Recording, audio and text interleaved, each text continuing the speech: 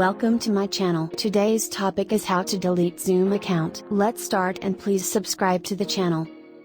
Open any browser either you are using phone or computer, as you cannot delete the account through the app.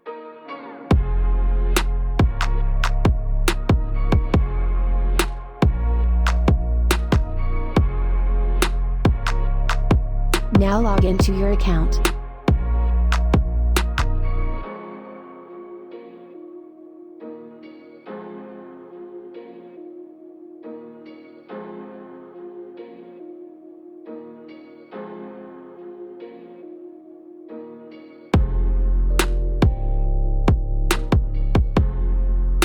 And click on Account Management. Tap on the account profile.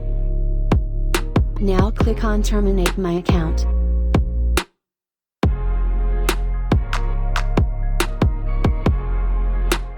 Choose Yes. And this is how you can delete your Zoom account. Thank you for watching.